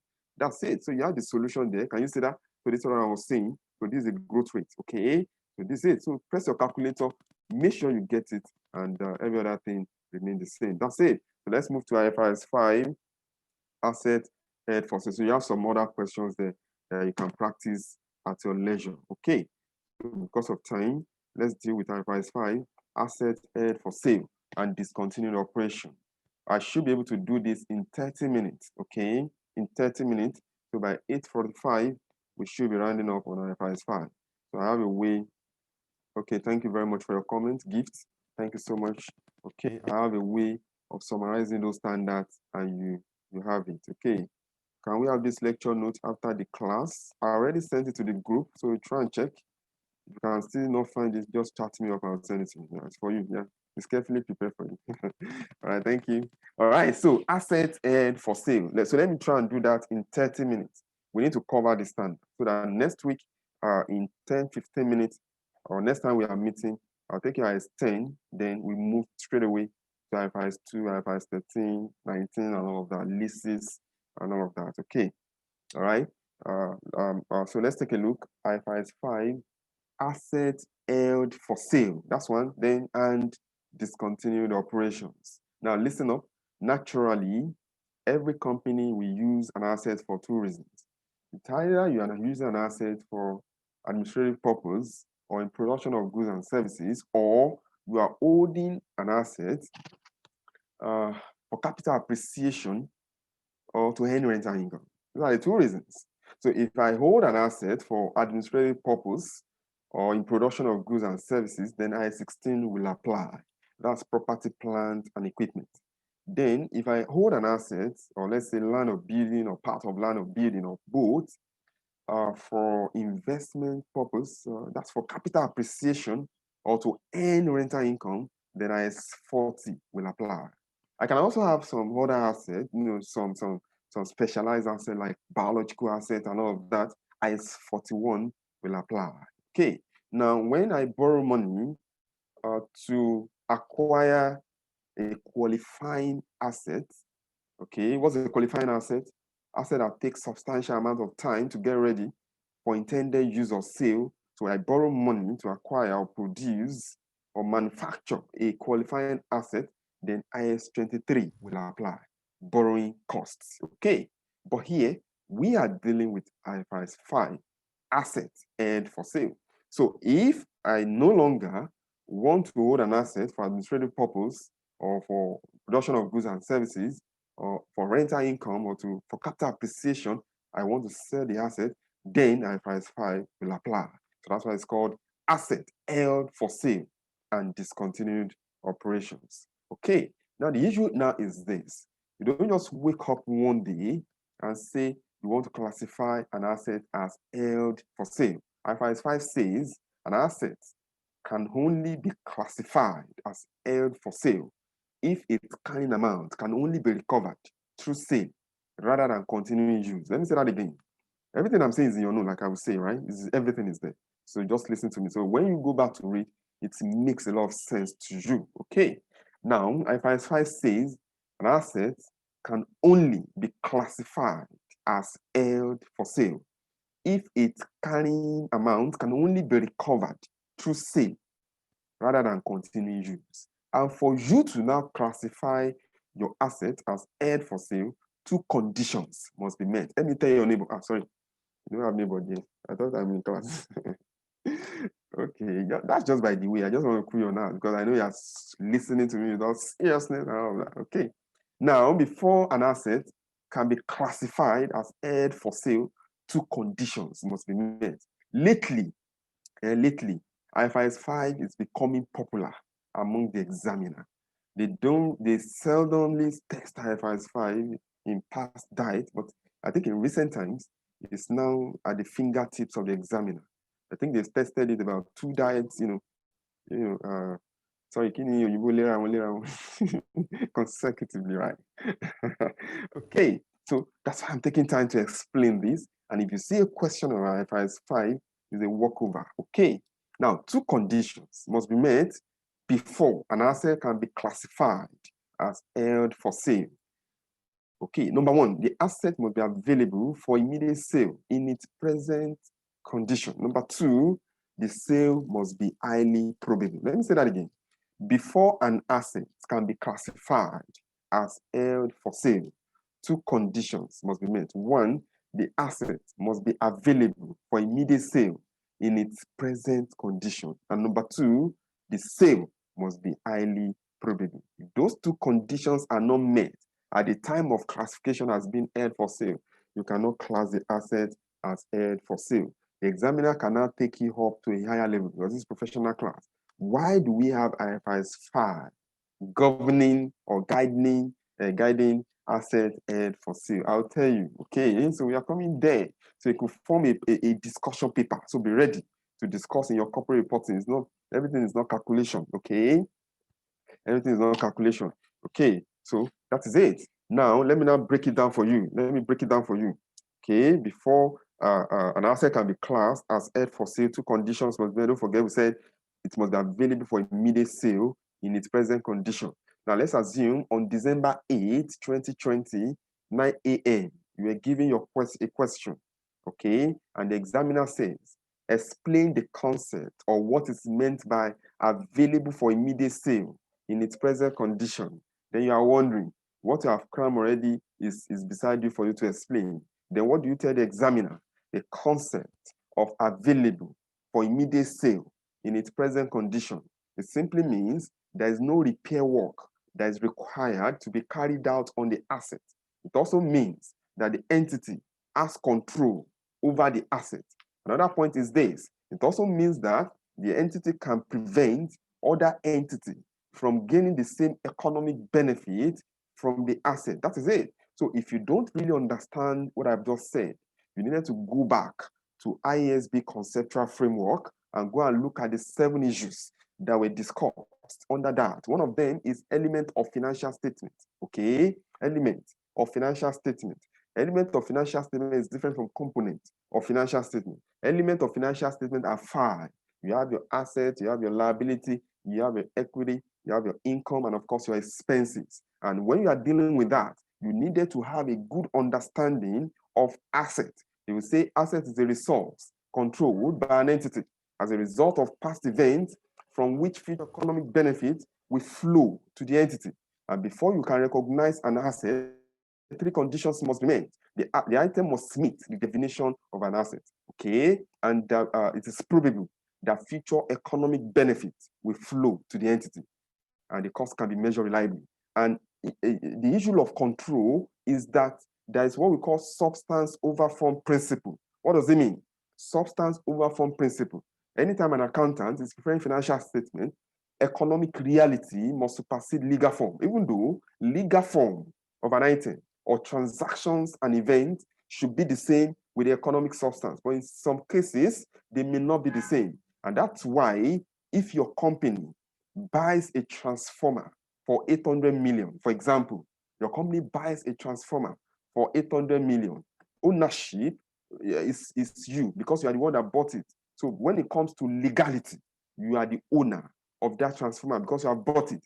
But when it comes to substance over form, that's the economic reality. You did not control. You cannot control that transformer. Even the day you are bringing in the PSN, people will tell you that they are the owner, okay? Even if the receipt is written in your company's name and you cannot recognize that transformer in your financial statement because the economic substance or the reality is that you don't have control. You can't prevent every other person from not gaining the same economic benefit you are gaining from that transformer, from every other entity. Okay, so that's the issue around that. So when the examiner is asking you the concept of available for immediate sale in its present condition, it means you have control over the asset. Then there is no repair work that is required to be carried out on the asset. So if I want to sell my phone, it must be available for immediate sale. I don't need to carry out any repair work on that phone. I can sell it now. That's the meaning. And number 2, the sale must be highly probable. Before the sale can be highly probable, 5 conditions must be met. So these are the things you need to really understand for you to tackle a question, okay? The examiner can decide to ask you, what are the criteria to be? I think they have done that in the last, I think in November 2019, and of course, maybe May 2019 or November 2018. Okay, so you just have to test IFRS 5 consecutively like that. Okay, now for the sale to be highly probable, 5 conditions must be met. Number 1, appropriate level of management must be committed to a plan to sell the asset. Number 2, an active program to locate a buyer must have been initiated. Number 3, the price offered for the asset must be reasonable, in line with its fair value. Number 4, the sale is expected to occur within the next 1 year or 12 months. Then number 5, there is no plan to withdraw the asset from being sold. I just ran it down. So let me now break it down. Let me explain. Number 1 is this: an appropriate level of management must be committed to a plan to sell the asset. So let's assume you're an external auditor of a company and you go to that company and you see that they have classified certain assets as held for sale. Then you need to find out, you need to get evidence of approval. Okay, and one of the things that can tell you that appropriate level of management has actually approved the sale is probably by board, a minute of board meeting. Okay, so where was it resolved, or where is the resolution saying that those assets should be sold? So who is the appropriate level? Those charged with governance, the highest level of management could be the board of directors, it could be the management team, it could be executive management, depending on the structure of those organizations. Okay, so they must be committed. That means they must have signed, they must have approved that those assets should be sold.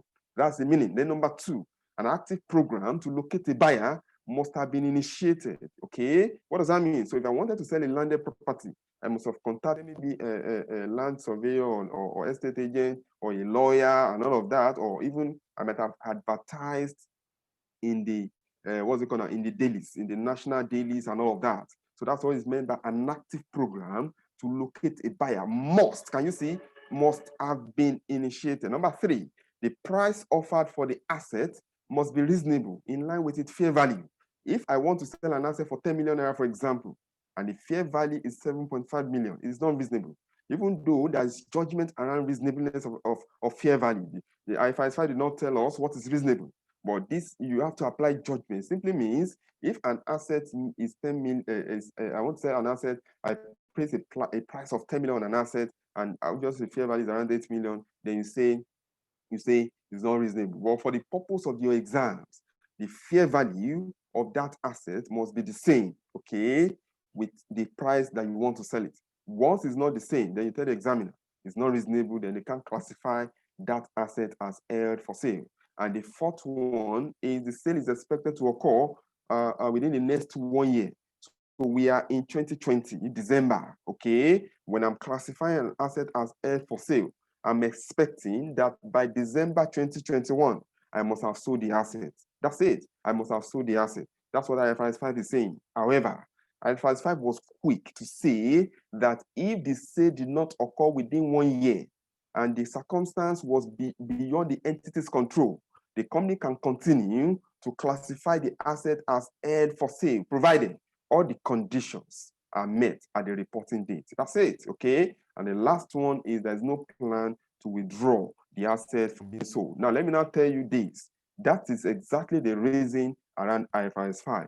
Normally, when an asset is classified as held for sale, that means all these conditions has been met. Now, listen up. If you have not been listening to me, please listen now, okay? When an asset has been classified as held for sale, that means all these 7 conditions has been met.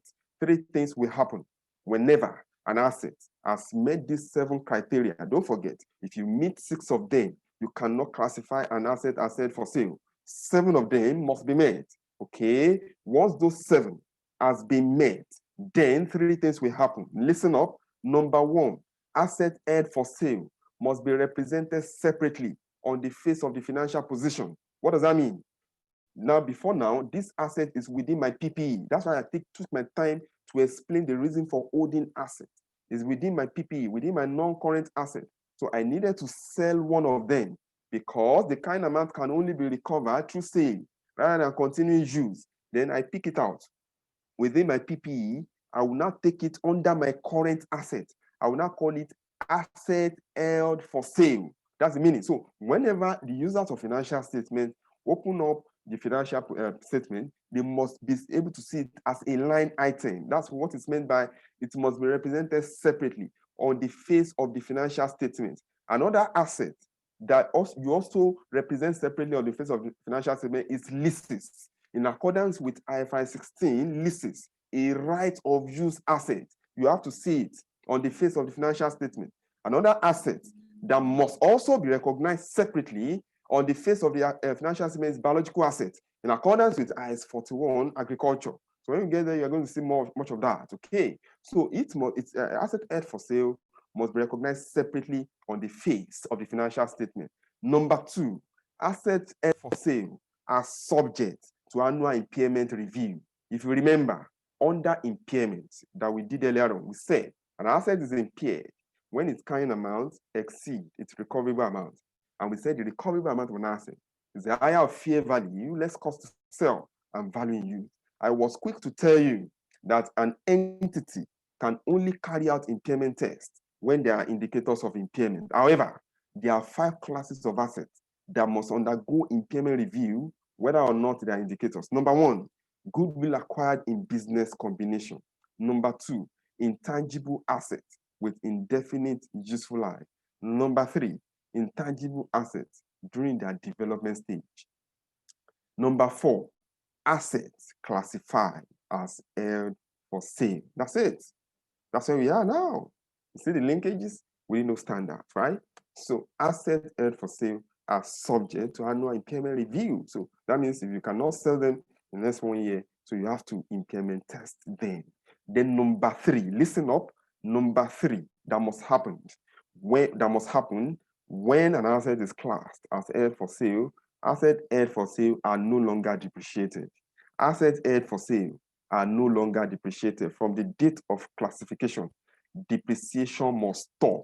In accordance with IS 16, property, plant, and equipment, depreciation will stop between the earliest of when an asset is held for sale or is derecognized. So depreciation will not happen. Now, let me put this up to you. The examiner can now ask you, how can an entity use IFRS 5 as earnings management? So the question now is this: what is earnings management? Earnings management is a type of window dressing, okay? Maybe if time will permit us, I'll try, or as I discuss accounting standards, I'll try to take a look at window dressing and creative accounting. But when it comes to earnings management, you're trying to artificially improve your performance, okay, or your reported profit artificially. Things that did not happen, you say they happen, so that your profit can improve. You can also try to capitalize on the loopholes of accounting standards to also improve your performance. And that's what we call account engineering or creative accounting. Okay, how can an entity now use IFRS 5 as earnings management? I can decide that because I want to report higher profit in the future periods, I can decide to classify certain assets as held for sale, knowing fully well that assets held for sale are no longer depreciated. And if they are not depreciated, I will not charge depreciation into my income statement. What happens to my profit in future periods? It will go up. That is it. That is it. So if you understand that, you put it up for the examiner, then you are good to go. So those are the recognition criteria. So let's look at the question to demonstrate our understanding. I will now take you measurement criteria. If time permits, I'll take you discontinued operation, and that's the end of that standard. It's so straightforward. But let me see some chart here. I think I have some chart here. Please scroll to page. I couldn't see that. Okay. Scroll to page. I couldn't really see that. Which page? Okay, I should scroll to the page. Oh, sorry. Sorry, I took a permission at the beginning. I said I don't really like looking at the screen or the notes when I explain. In fact, I don't need these notes. That's the truth. Okay, I can run everything now, right? So, but because you already have that note there, so that's why I said just listen to me. So when you go back to your notes, you see. So I'm sorry. So I have to take that permission. I'm sorry. So I'll be trying to. I will try. I'm not really promising, but I'll try that. Whatever I'm saying is on the screen, right? But the issue is, once I see those notes, I may not really be able to flow because I'll be limited to what I'm seeing on that screen. I have so much to really tell you guys, okay? Based on life experience, past questions, how to deal with issues which are not really documented. So even though you are going to say, listen to the video, all right? You have the video. So sorry about that. Okay, thank you. So let's take a look this question. On 1st December 2023, a company became committed to a plan to sell a manufacturing facility and has already found a potential buyer. The company does not intend to discontinue the operations currently carried out in the facility. At 31st December 2023, there is a backlog of uncompleted customer orders.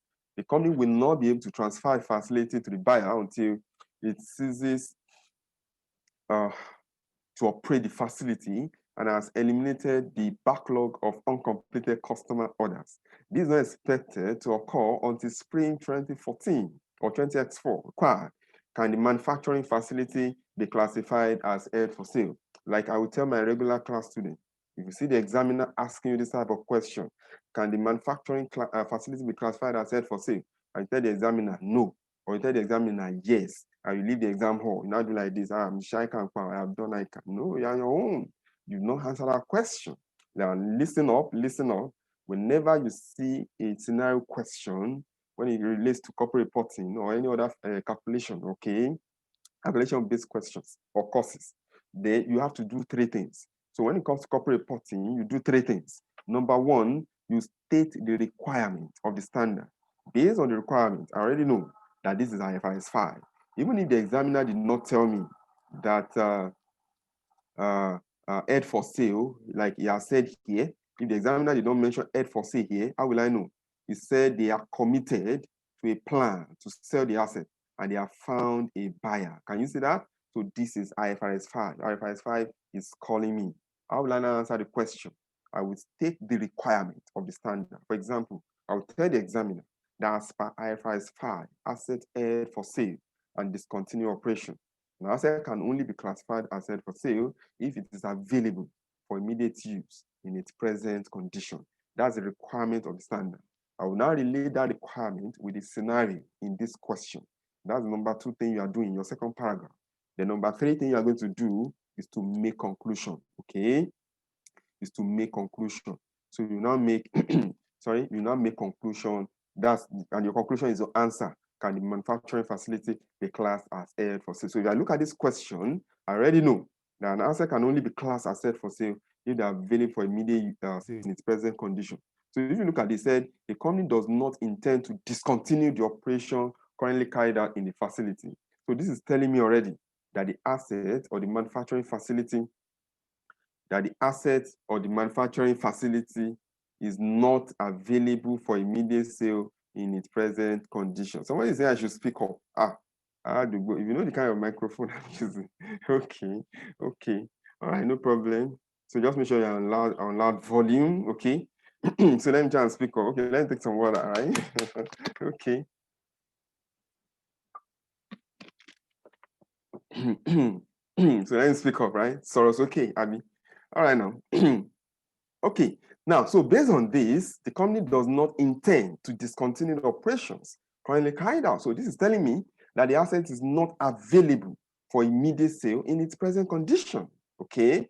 And they also said at 31st December 2020, there is a backlog of uncompleted customer orders. Don't forget, the whole idea around IFRS 5 is to ensure that entities do not really manipulate their accounts. And that's why, IFRS is quite principles-based accounting system. So IFRS is really relying on ethical framework, okay? So that's why you have ICANN Code of Ethics, right? So go and read it. You are going to see it in your exams. It may not be in corporate reporting. It could be in audit and assurance for writing. It could be in SFM. It could be in advanced audit. What's it called? Advanced taxation. So go and read your ICANN Code of Ethics. The safeguards, that are available. You will find it. There is no way you will find it, except you have other options for you not to answer that question, okay? And for corporate reporting, you also see ethical issues, right?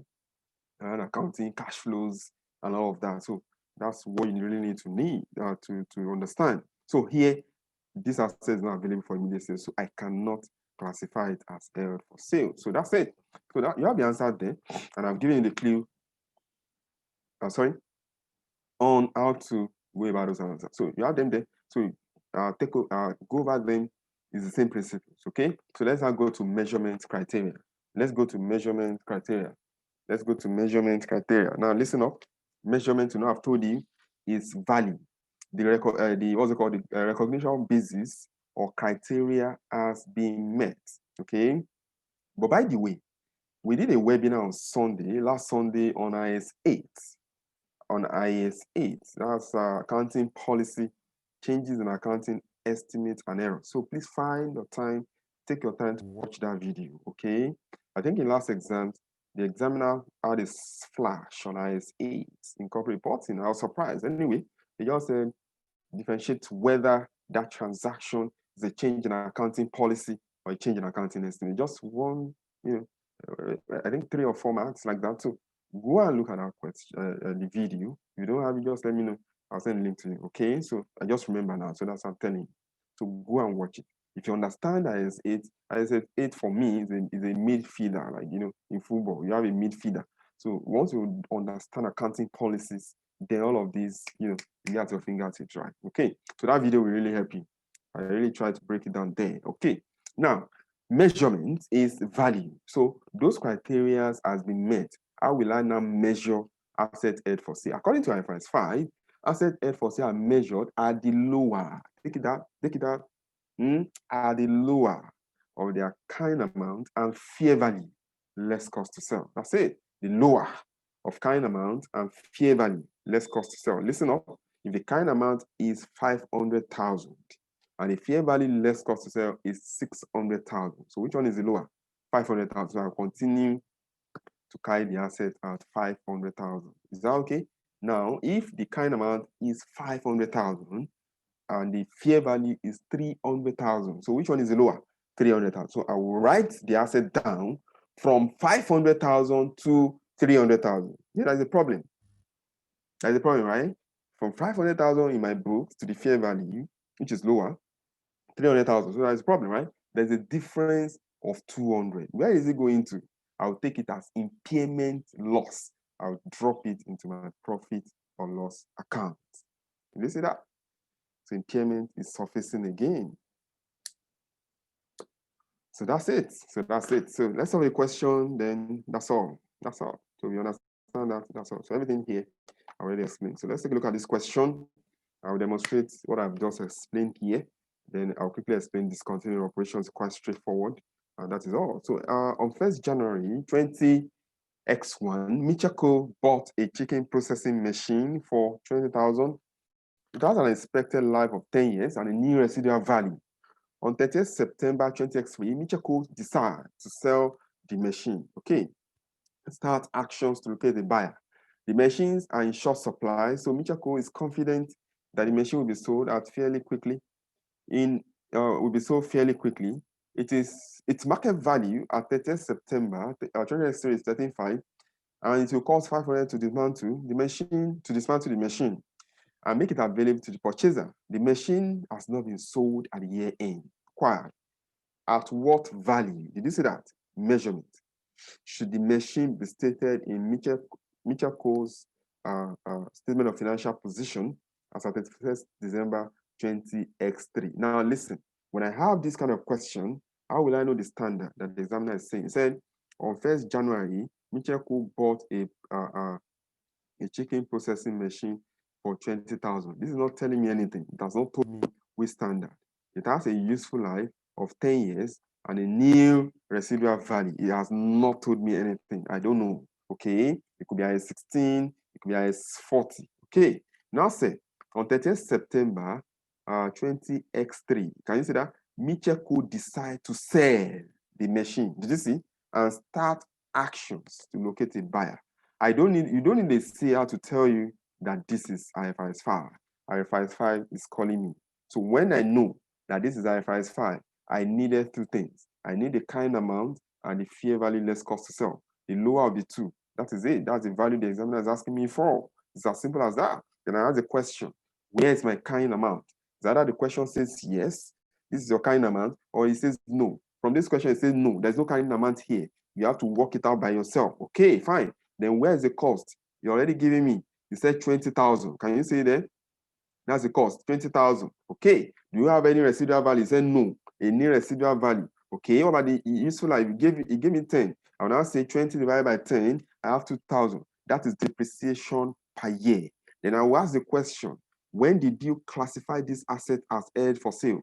Because the date of classification, depreciation must stop. Okay. That's what I said earlier. Okay, he said 30th September 2013. So I needed to calculate the kind amount up to that date. I will now ask, when did you buy this asset? He said 1st January 20X1. Oh, okay. So that means I will depreciate in December 20X1. Did you see the reason why I spent time explaining depreciation earlier on? Can you see now? It's going to feature everywhere. Okay, once you are dealing with standard that relates to assets. So I will depreciate December 20X1, that's 2000. I will depreciate December 20X2. When I come to 20X3, I will not depreciate up to December because it was classed as F for sale on 30th September.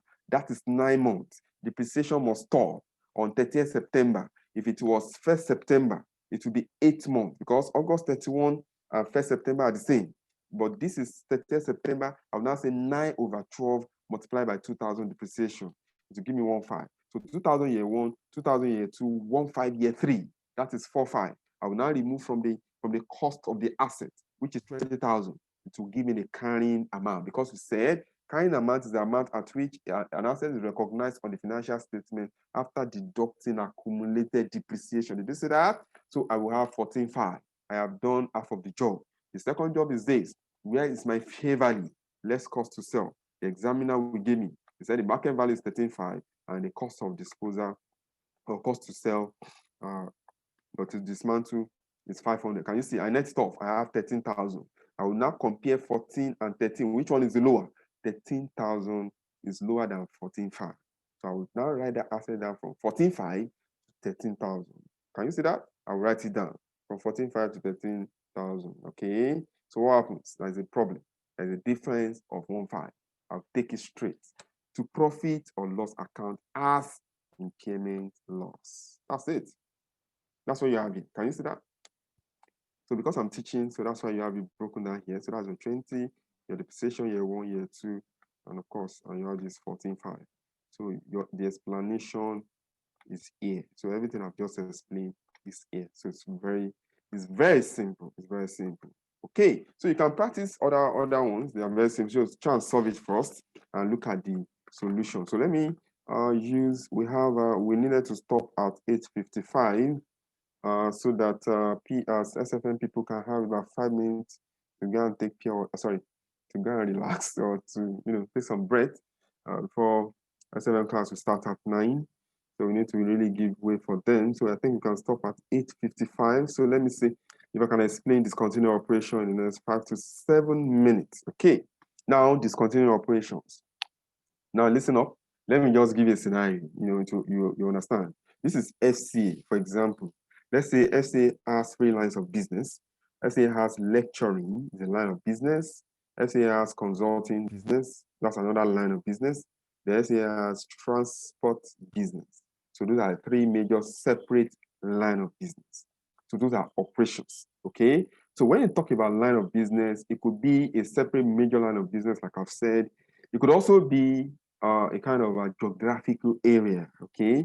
For example, you can have a company that is dealing with the western part of Nigeria. That's like geographical operations. Another one is dealing with the eastern part of Nigeria. Another one is dealing with northern part. Another one is dealing with the northern part of Nigeria. So that's by geographic operations. So geographical area. Okay. So what is now a discontinued operation? So if FCA decides to say, I don't want to operate transport business again, I need to sell it. Okay. So that's what we call discontinued operations. Or you see KFC on the island, in Lagos, for example, on the mainland at Ikeja, at Ikorodu. So you can decide to stop one of those operations. That's what we call discontinued operation. So according to IFRS 5, discontinued operation is a component of an entity that has either been disposed of. Listen up. That has either been disposed of. Now let me explain that. So let's say FCA's accounting year is January to December. Okay, FCA's accounting period is January to December. So in June, FCA decide to sell transport in line of business. So that means it has been disposed during the year. So when I'm preparing my account in December, how will I class transport business? I will take it as a discontinued operations, okay? Or it's classified as held for sale. So what it means is I have not sold my transport business, but I have the intention to sell it. So I can decide to classify it as held for sale at the end of the reporting period, provided all those conditions, the conditions you mentioned earlier are met. Okay. So that's why I said a discontinued operation is a component of an entity that has either been disposed of or is classified as held for sale. Nobody is going to ask you this definition. If it's financial reporting, they might decide to cram this or memorize it. But here, it's just for you to understand. Nobody really bother you about the definition. But sometimes ICANN can decide, okay? So they can decide, because I've seen a question before. They said, according to IFRS 13, what is fair value measurement? 2 marks. So sometimes they can decide. So, but just have an idea. Okay, and represent a separate major line of business or geographical area of operation is a part of single coordinated plan to dispose a separate major line of business or a geographical area of this operation, or is a subsidiary acquired, exclusively review to resell. Okay, so the bottom line you need to know is the component of an entity that has either been disposed of or is classified as held for sale. So before a discontinued operations can now be classified as held for sale, those conditions that we mentioned earlier must be met. It's the same. So that's the good news. So what you need to know is you now say the discontinued the operation must be available for immediate sale in its present condition.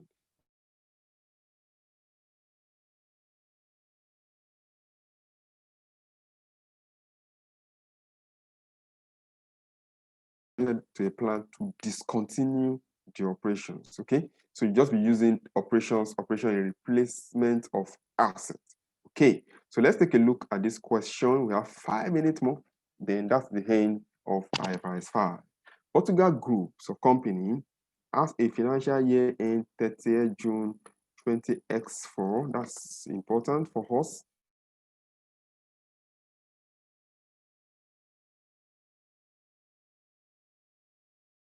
Later, the group is disposing many of its subsidiaries, each of which is a separate major line of business. A subsidiary England was sold on 1st January 20x4. Okay, so let me just deal with that question. Let me see the requirements. It says, explain whether each of these subsidiaries meets the definition of a discontinued operation. Sorry. Okay, so the examiner wanted us to know whether they meet the definition of discontinued operation. Okay, so that's fine. I said the subsidiary England was sold on 1st January 20x4. Okay, so and my accounting year end is 30th June 20x4. So that means the beginning of this accounting year is 1st July 20x3. Did you see that? And we sold subsidiary England 1st January 20x4. So that means we sold it during the year. Can you see that? So this is a discontinued operation because it was disposed of during the year. That's it. So that's why I said that date is very important. They now said on 1st January 20x4, an announcement was made that there were advanced negotiations to sell subsidiary in Switzerland and that subject to regulatory approval, this was expected to be completed by 31st October 20x4. Okay, so they said there were advanced negotiation. What does that mean? They found a buyer, they agree on the price, and all of that. The only thing is they are waiting for regulatory approval, and it is probable that to be sold by 31st October. You know, that means before 12 months. So this is also a discontinued operation because they already have advanced negotiation. So most likely the asset is available for, or the discontinued operations or the operation is available for immediate sale in its present condition. Then the board has also decided to sell a subsidiary called France. Agents have been appointed to find a suitable buyer, but none have yet emerged. The agent advised that potential buyers are deterred by the expected price. Can you see that? That means the price offered for the operation is not reasonable in line with its fair value. So this is not a discontinued operation. So they can't take it as held for sale. Okay, then on 10 July, an announcement was made that another subsidiary, Croatia, was for sale. It was sold on 10 September 20x4. So look at that. On 10th July, after the year end. Can you see that? After 30th June, an announcement was made to sell subsidiary Croatia, and it was sold 10th September. So it is after the year end. So this is not within the scope of IFRS 5. Don't forget, the conditions must be met at the reporting date. So this is not within the scope of IFRS 5. It's within the scope of another standard. And that standard is known as IS10, event after the reporting period. So we're going to take it up from there next time. Thank you for your time. Thank you so much. If you have any question for me, we have 1 minute left, 60 seconds to go. Do you have any question for me? No question. Do you enjoy the lectures? Did you understand impairment better? IFRS 5. So next time, by God's grace, we'll take a look at IS10 within 10-15 minutes. And obviously, I will go straight away to IFRS 2. I think we should. I'll use, you know, the way they are telling me anyway, what you might see in your exam. So okay, so don't also joke with your group accounting aspect, you know, that my other colleague is also taking. So you're going to be meeting him, I think, on Thursday, thereabout. Okay, so watch the videos over and over. You get the click to the video tomorrow morning before 12 noon. You have it. Okay, so I wish you well in your preparation. God is going to direct you. You will not read amiss. Thank you for signing on to STA. Thank you so much. I so much appreciate you. So let's give room for our SFN people. Okay, so don't miss our lectures. So they are very important. So okay, somebody saying no question at the moment. Excellent delivery. I wish to attend your classes earlier. Oh, that's fine. Thank you, Tolu Lokmeya. Thank you Okay, so in case you have questions, feel free to call me, feel free to chat me up. I will attend to your question. I'll be so glad. Okay, I'll be so glad to attend to your question. And for people taking case study, you see me again on Friday by God's grace, 9 p.m. Invite your friends. Don't ever miss it. Case study, 9 p.m. Umasaka case study. Thank you so much. Enjoy your evening. Thank you, my host. You can end the class. Thank you.